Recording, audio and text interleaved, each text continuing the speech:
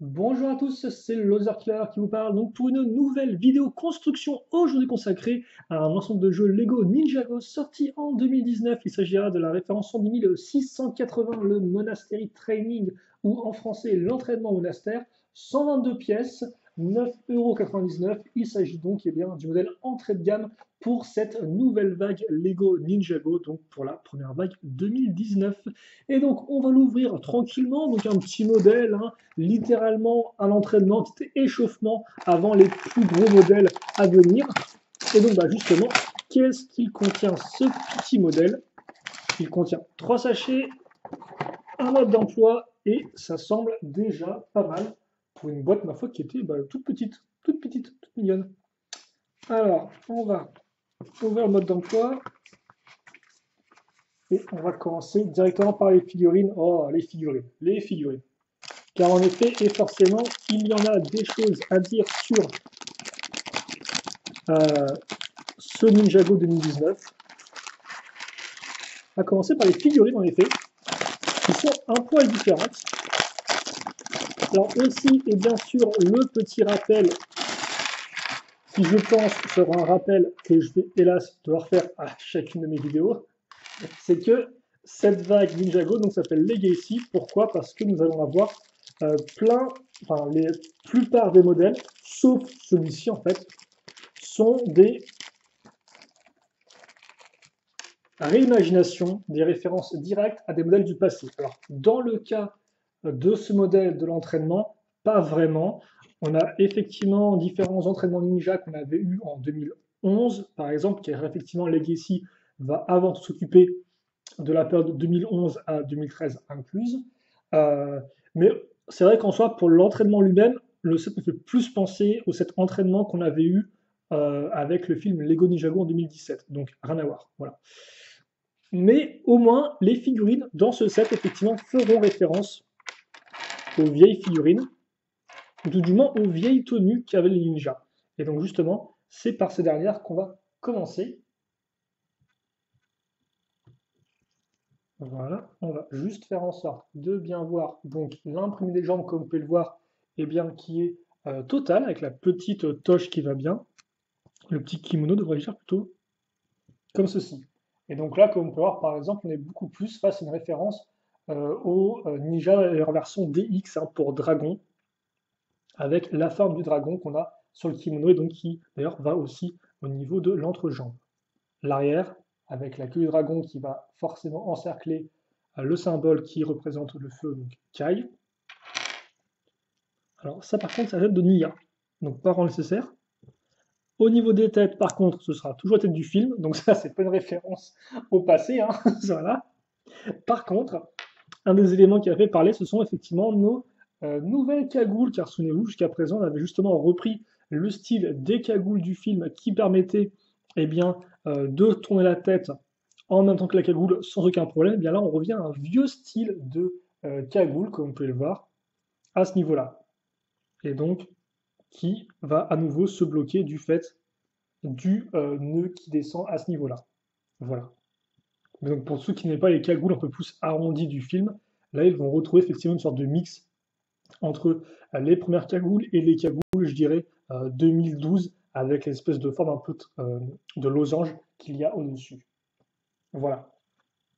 Et notre cas, il viendra avec des katanas qui viennent tout droit du set d'armes. Souvenez-vous, les nouvelles lames, le nouveau pack de lames qui est inclus dans les sets Ninjago depuis la dernière vague, hein, depuis la saison 9, donc la vague 2 2018.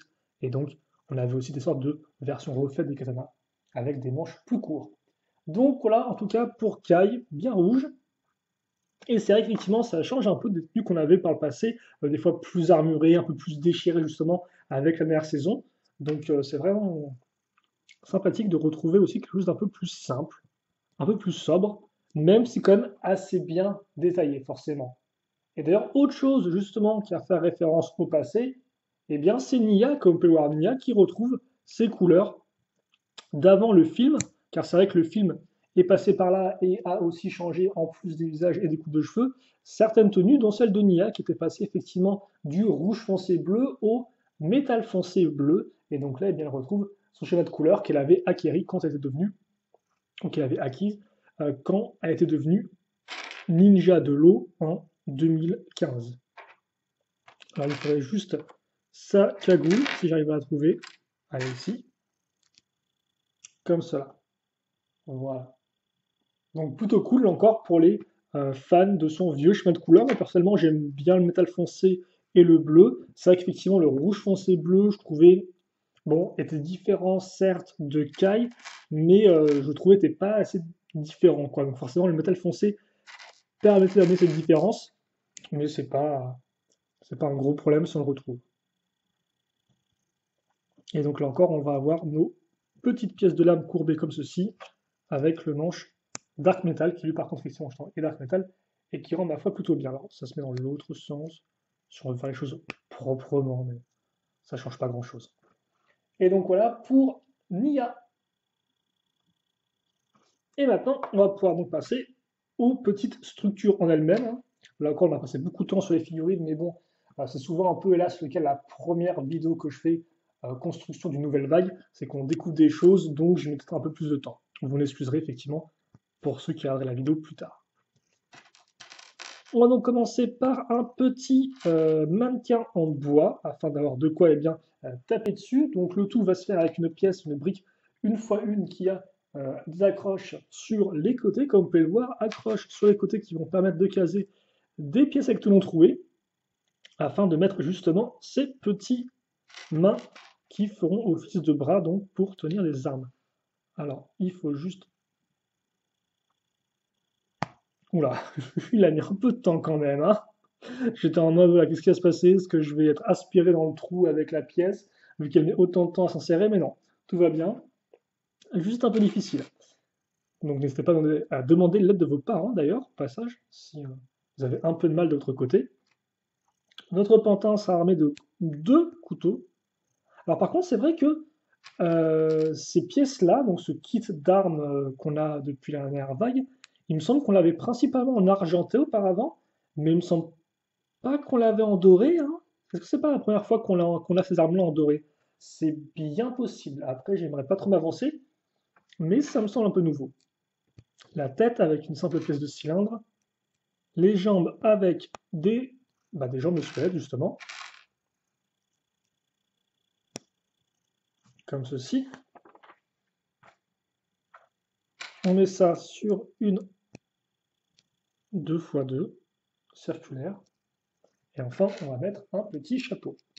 Et c'est vrai qu'effectivement, le style un peu robot et chapeau comme ça me rappelle les petits robots qu'a eu Nia à travers les années, hein, souvenez-vous, dans différents modèles comme par exemple Ninja DBX ou encore la caverne de Samurai X, enfin, la cave secrète là, de Samurai X. On avait des genres de petits robots comme ça, et donc ça me rappelle un peu ce style-là. Même si forcément là, c'était pas vraiment un robot, c'est juste un pantin en bois, tout simplement. Ensuite, on va donc prendre cette pièce-là, une de 4x4 circulaire, et on va donc, alors, mettre ça, ok. Et puis après,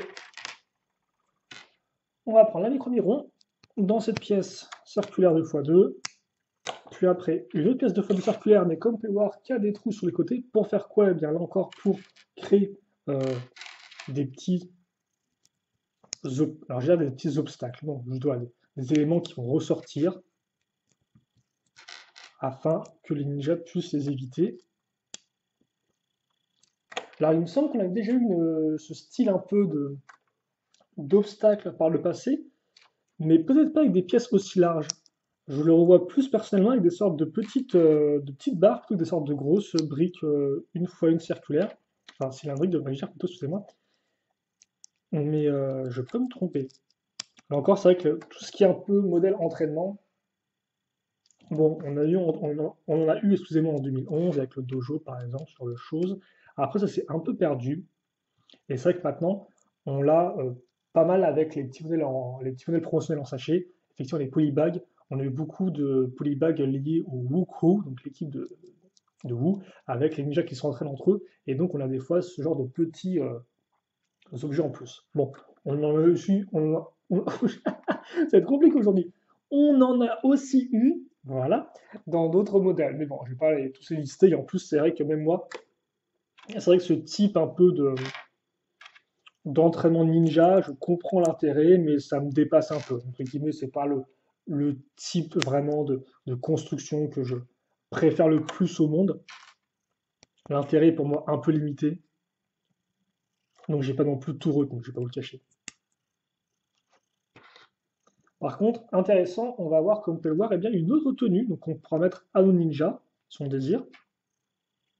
Donc forcément, ça fait penser aux tenues Kendo qu'on avait en 2012, mais ça peut aussi faire penser à la tenue de Samurai X, encore plus quand on va refaire le même casque à l'identique. Alors, à l'identique, oui et non, parce qu'effectivement, de base, la pointe était faite avec une anse de saut et non pas avec cette pièce de croix sans lune que j'aime beaucoup d'ailleurs.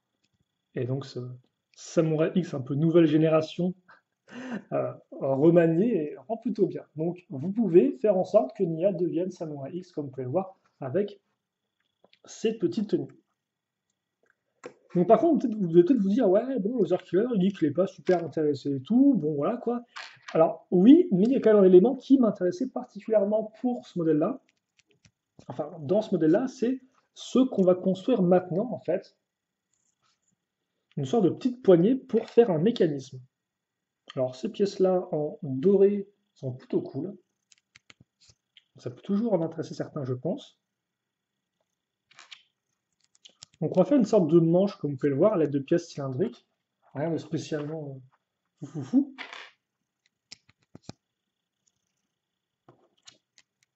Comme ceci. Voilà. Et puis c'est ici. Et donc là, effectivement, on va sortir une pièce quand même qui est nouvelle et très spéciale. Je ne sais pas si vous pouvez la réutiliser, quoi aussi. Je pense qu'on peut la réutiliser en dehors de sa fonction de base, par exemple comme une sorte de cible. On met ça au bout d'un canon, ça fait comme une sorte de réticule de visée. Ça peut être assez intéressant. Bon, après je laisse les moqueurs voir par eux-mêmes.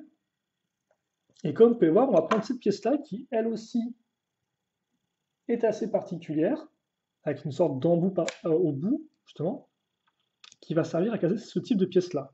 Donc, un pneu. On va bien le mettre ici. Donc, voilà, donc la pièce de pneu n'a rien de nouvel, hein, par contre. C'est une pièce qu'on a depuis des années. Et ça, on va le clipser ici. Plutôt simple, comme vous pouvez le voir. Et ça tourne. Et donc, l'idée, si vous voulez, c'est que vous prenez un ninja. Donc, on va prendre Kai, comme ceci. Et c'est qu'on va ensuite, alors, je vais montrer ça un peu mieux à la caméra. On prend comme ça, et en fait, on est censé, voilà, faire comme si le ninja tournait sur lui-même. Un peu comme du spinjitzu. Et c'est vrai que auparavant, à part à travers les toupies en elles-mêmes, on sortait en 2011, 2012, puis ensuite, effectivement, on a eu des choses qui ressemblaient plus ou moins avec le Erjitsu, puis à nouveau des toupies un peu plus grosses en 2018. Et bien, c'est la première fois qu'en dehors des toupies, on a vraiment quelque chose pour faire tourner les figurines de façon movie, parce que là encore, dans certains sets, vous aviez sur des plateformes tournantes où vous mettiez la figurine et ça s'arrêtait là. Alors que là, comme ça, vous pouvez faire ça n'importe où, quoi. Donc vous pouvez faire un peu de côté comme ceci, mais ça marche. Et donc l'idée, c'est que bah, forcément, vous allez essayer de attaquer le truc comme ça. Alors là, forcément, comme j'ai mis les katanas dans tous les sens, ça marque plus des coups de tête qu'autre chose, mais vous pouvez... voilà. Donc c'est la petite poignée, ça marche plutôt bien. Donc c'est effectivement c'est une nouveauté qu'on ne retrouvera pas dans tous les modèles après par contre, si je dis pas de bêtises. On l'a ici, on l'a sûrement dans le set du monastère, mais après je sais pas si on l'a dans d'autres endroits. On va ensuite continuer et même peut-être finaliser cette construction avec la plus grosse partie. Donc on va peut-être se mettre carrément au niveau du sol pour construire, histoire d'être un peu plus à l'aise. Donc c'est une pièce en angle. Et donc justement, c'est ça qui m'a fait dire quand même qu'on avait un set qui ressemblait beaucoup à celui du film lorsque je l'ai vu la première fois. C'est qu'en effet, cette structure-là en angle me rappelle beaucoup celle qu'on avait je crois, dans le film, enfin dans le modèle du film, qui était elle aussi en angle.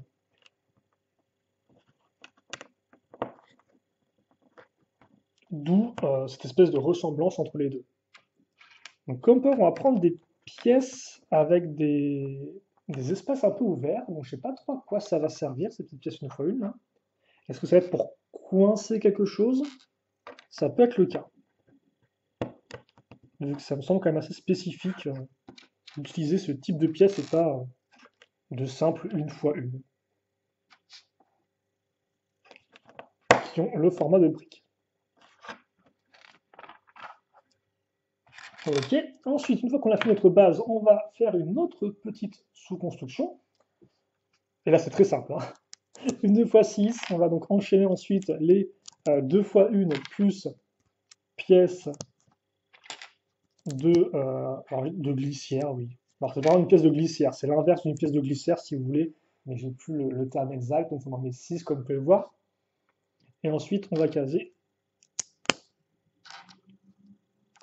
la 1x2 et cette pièce-là. Alors, il faut là encore bien regarder le sens.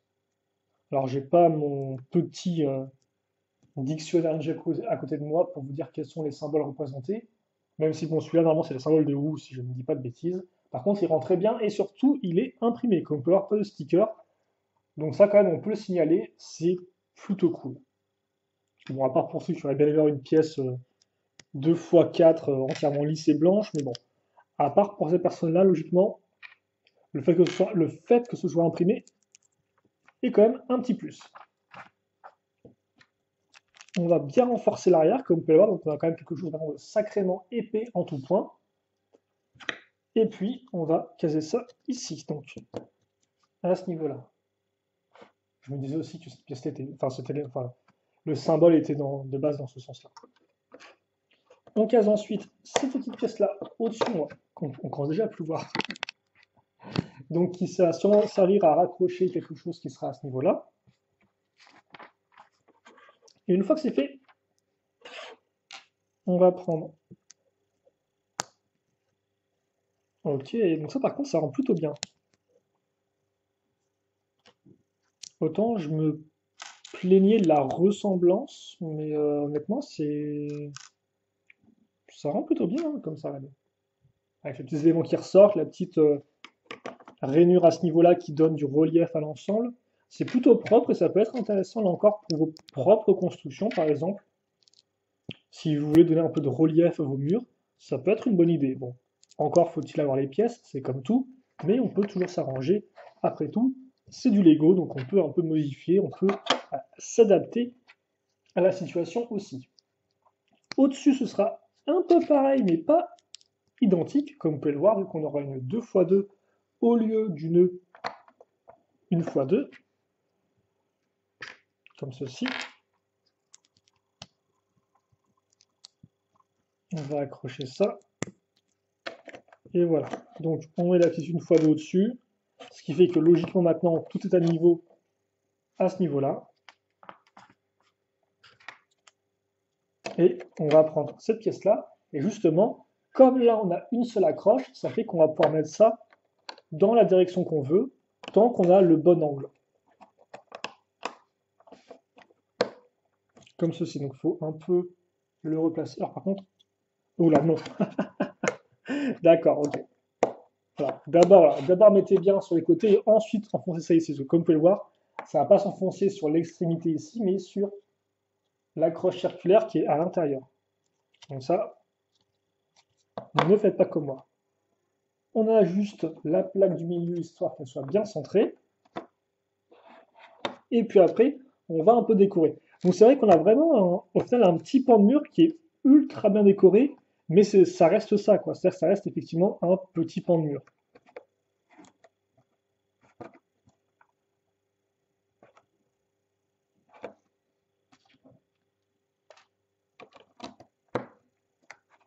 Comme ceci.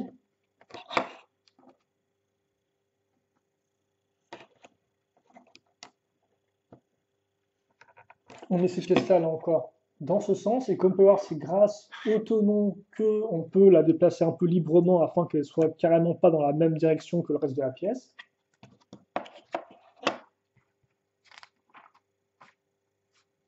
Et ensuite, ça, on le met ici. Donc, la petite barre à ce niveau-là, qui est bien clipsée comme vous pouvez le remarquer. Ensuite, on va fixer ces pièces 2x2 cylindriques. Voilà. Puis on case ça à l'intérieur.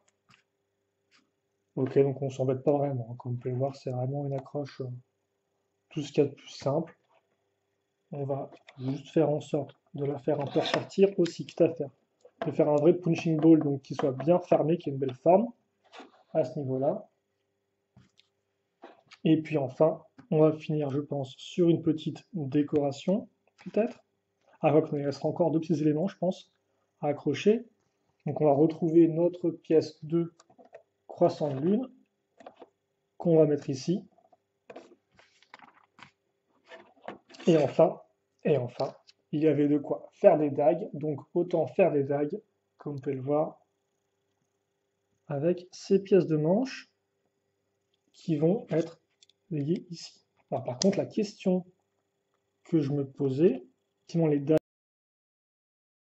c'est bien, mais forcément j'ai pas la lame, mais le manche qui va avec. C'est à quoi servaient donc les petites pièces creuses? À rien du tout en fait. D'accord. Elles servaient juste pour la décoration.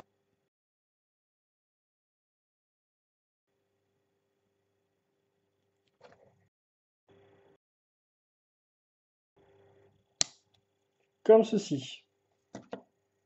Voilà.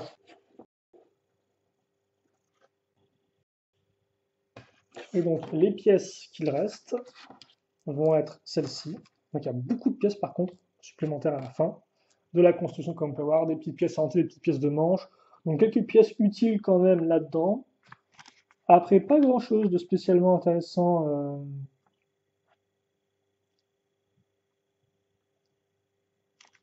Alors d'après, effectivement, oui, ça apparaît dans la saison 1, ça. Pas vraiment, je vous avoue. Non, si c'est marqué ou pas sur la boîte. S'il y a écrit ouais, que ça apparaît dans la saison 1 de la série télé. Donc je suppose qu'à un moment, ils s'entraînent. Après encore, c'est vrai que c'est un peu différent parce que c'est plus des réimaginations et c'est vrai que Mia ne s'entraînait pas avec les ninjas dans la saison 1, genre pas du tout, vu qu'elle était encore Samouraï X, donc c'est un peu bizarre. Mais bon, après, je vous avoue que ça se trouve, ils ont vraiment reproduit des structures qu'on voit dans la première saison, mais honnêtement, j'en ai aucun souvenir, quoi. C'est vrai qu'à un moment, ils s'entraînent pas dans la saison 1 pour trouver leur vrai potentiel. Après, bon, souvent, le vrai potentiel, ils le trouvent non pas en s'exerçant sur le quai du Bounty, mais plus lors de leurs aventures, quoi. Et d'ailleurs, effectivement, quand ils sont pour leur vrai potentiel, ça amène à leur forme RNG. Non, LRG plutôt, excusez-moi. Comme ceci. Donc on a au final trois petits modules, entre guillemets, qu'on peut remarquer, dont un qui est vraiment un porte-tenue, hein, deux figurines,